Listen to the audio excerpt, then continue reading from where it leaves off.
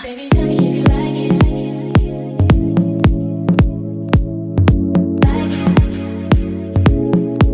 Hey, welcome back.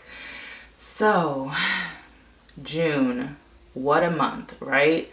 For me at least. I don't know about you, but my June has definitely opened up some new perspectives and boundaries, like healthy boundaries. And so I really wanted just to talk about being selfless versus selfish and the ability to say no and be okay with it. I think for June, I have done a lot of self-reflecting, as far as taking me time and not feeling bad about it. Because when you hear the word, we always hear be selfless, you know what I mean? Like consider others, do stuff like that. But where does that leave us? You know what I mean? Like, where does that leave me on that list? And most of the time, I don't know how it is for you, but for me, I've noticed that I am dead last on that list a lot of times. And so in June, I don't know what it was for me, but it was a shift of perspective and a shift of taking me from the bottom of that list and putting me at the top, unapologetically at this point. Because growing up, I've always been a person of service, always catered to other people, always made sure everybody else was straight. Even sometimes doing things I didn't want to do or going places I didn't want to go, just to be that friend, just to be that whatever. And not taking into account that my feelings and what I need are just as valid. And so being able to actually give yourself self-love is actually catering to yourself, even in those uncomfortable situations. I feel like that's the true definition of self-love. Because we hear self-love, pour into yourself, take care of yourself, meditate, bubble bath, skincare, this. We hear all of these things, but in my opinion, true self-care is taking that me time and not feeling bad about it. And that is a really hard thing, I think, for us to do. Telling people no is a hard thing for a lot of us. If it's not hard for you, kudos to you. We need to be learning from you, because that is something that I struggle with for a very long time. And even now, June, I've been making the necessary steps, but y'all, it is hard to set boundaries, to tell people no, to say I need some time, to not apologize, to stop saying sorry.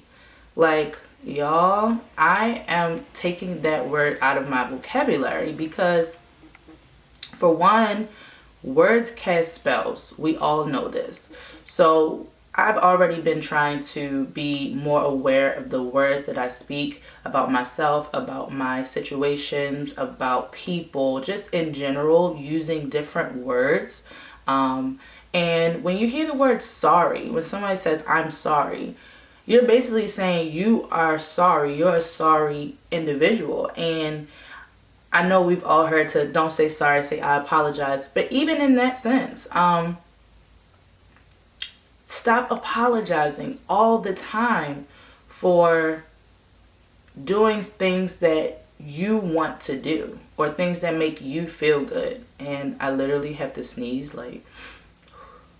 It was burning and tingling my nose.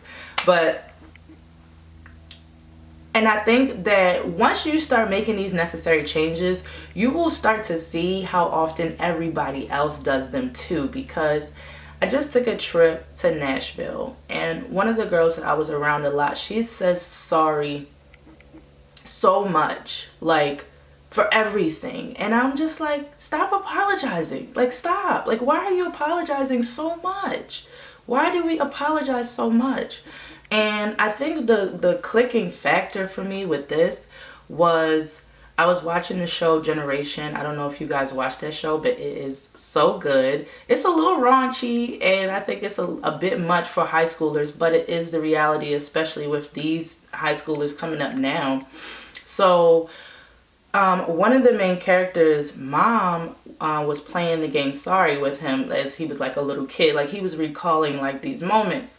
And he said one time she didn't let him win. She used to always let him win the game, always let him win. And one time she didn't let him win. She won. And she was excited about it. And, you know, he had said something like, well, you're not going to say sorry for making me feel bad. You're not going to say sorry for, you know, being happy that you won. And she said these words, and I promise you, you should live by this.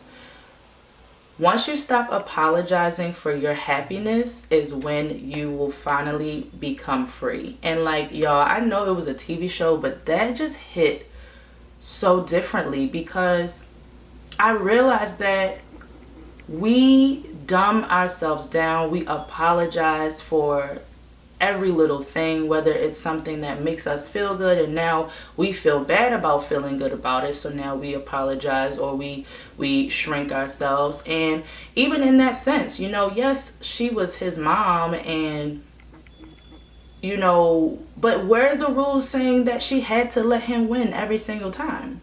What is that doing for her? And what is that doing for that person too, by not teaching them, you know, how to win and how to be happy about your success? So even in that sense of her continuously losing and putting herself last to the back burner, when she finally decided, you know what, I'm going to actually win and I'm going to be happy about it, that's when she became free. And I think we could use that logic in life because, you know, there are people, places, things in your life that I feel like, honestly, we all have the same kind of conditioning, so it's nobody's fault that people expect you to cater to them before you cater to yourself, but it's all about an unlearning process. And in that unlearning, you have to be a teacher as well. So this month, you know, I really started implementing some of these things and like, you know, taking the necessary me time, saying no to outings or things with friends that I genuinely do not want to go to. Telling, you know, people that I need my space at certain points, doing things for myself that actually make me feel good and not wondering about how it's going to affect this person or that person. And in doing so, in unlearning these behaviors, I also have to teach it to them because some people, yes, they are just blatantly, you know, trying to make you feel bad, trying to manipulate you, want you to put them before you. But what is this? It's a truck or something. But in all honesty, I really feel like most of us are unconsciously doing this to each other. And when you are teaching yourself these things, you have to teach other people, and they may or may not be receptive. And guess what? That is perfectly fine.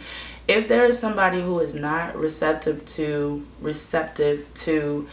you needing to take some time for yourself, you needing to better yourself, you needing just to be by yourself, you saying, no, you know, actually, I really don't want to go, and that's okay. Or, you know what, I really don't want to do that, and that's okay. If they can't receive that, then they're selfish, and they don't understand, you know, why you're now, they feel like they're being attacked, or they feel like, you know, where's this coming from? Because if you're a person that's always giving, now once you're like pulling back, now they feel personally attacked, when literally it's not personal and they shouldn't even take it personally. You know, we have to remember that this is our lives and we should be priority. And even though that is public knowledge, we still are not priority. And even me, I still struggle with doing these things. It makes me nervous to say no to somebody. It makes me nervous to, set those boundaries, because I have set such a high standard on how I show up. So now I feel like they're going to be mad at me, or they're not going to talk to me, or whatever, that anxiety that comes with it. And that's not fair to me. That's not fair for me to not be true in my happiness or my decisions based off of the emotions or the feelings of someone else. And so in June, I really stepped it up. I started working out, y'all. I started delegating my morning routine for me. Like, do not disturb on my phone from 7 to 10 a.m. Like, that is my time. I was getting up, doing my walks and my affirmations. Then I would come back in and make my tea and journal and script. Then after that, it's time for the gym. And I was not missing a day. Like, no, this is my time. Whether you understand it or not, that's not for me to figure out. This is the necessary things that I'm doing for myself to make sure my soul is good. And so after, a week or two, and people started seeing I was serious, they fell in line. They were like, oh, okay, we know that this is your time. And that's where the respect factor comes in. I think the respect only comes in after they see that you're even serious about these changes. Now, if you're wishy-washy and you're doing this and you're doing that, they still have no choice, in my opinion, to respect it. But a lot of people won't until they really see the action. So, but I also started really pouring into my content and being more consistent. That's where it came into the saying no to certain things, because hey, I need to film, I need to create content, I need to work.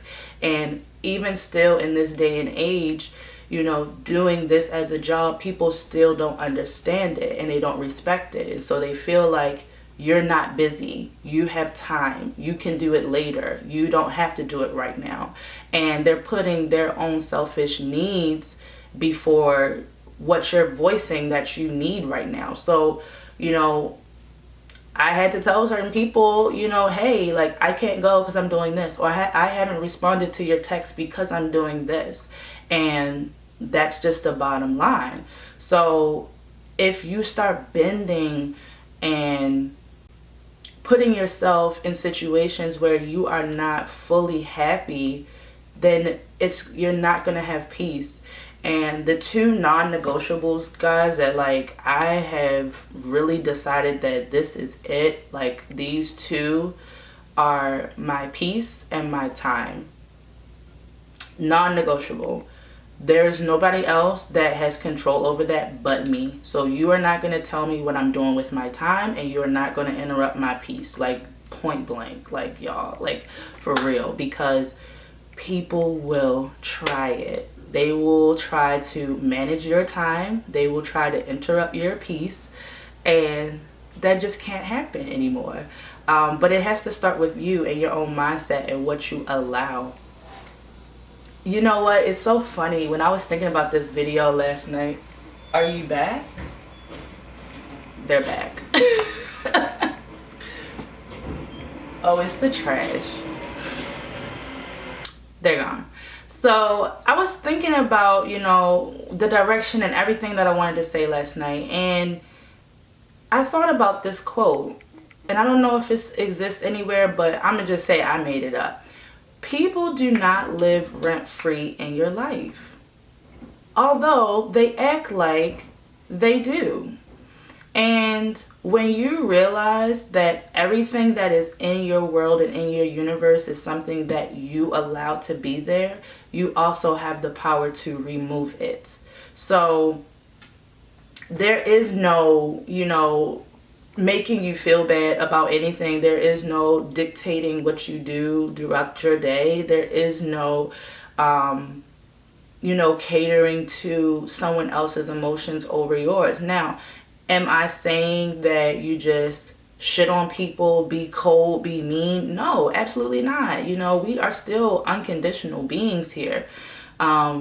So there, by all means, I'm not trying to say, well, just say, fuck you. I don't want to hang out with you today. No, like there's ways to communicate, but also setting healthy boundaries and saying no is okay too. And I don't think that that is talked about enough when it comes to relationships with people.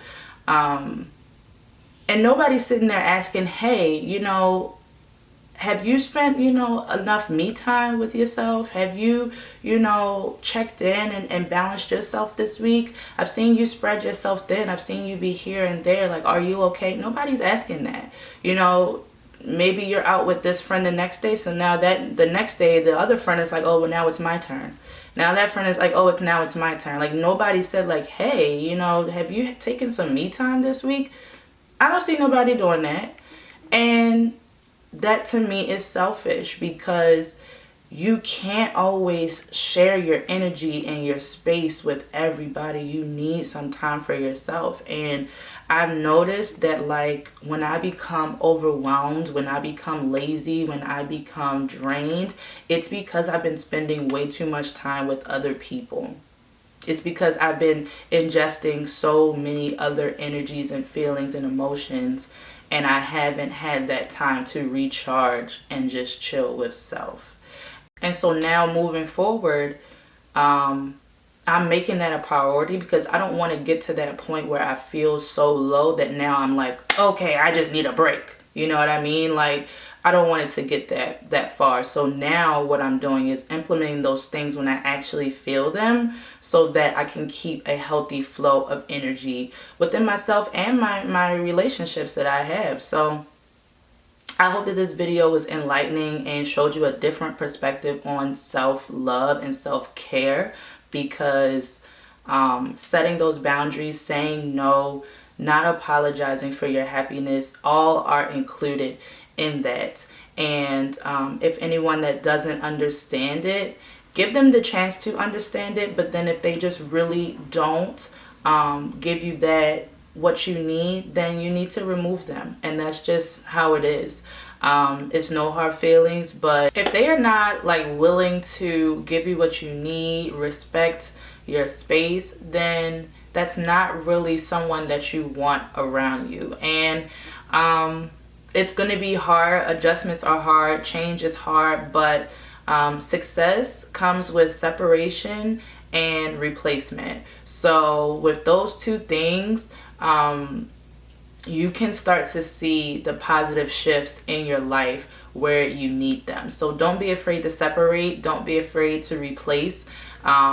Because there's so much more, out there for us that will pour into us and love us and allow us to have the proper self-care that we need, whatever that may look like for you. So hope this video was inspiring. Hope it sparked some good conversation. Let me know in the comments down below, what are some of your non-negotiables now that you feel like you need to set your, put your foot down and make sure that you are receiving. And also, I was going to say something else. I don't remember.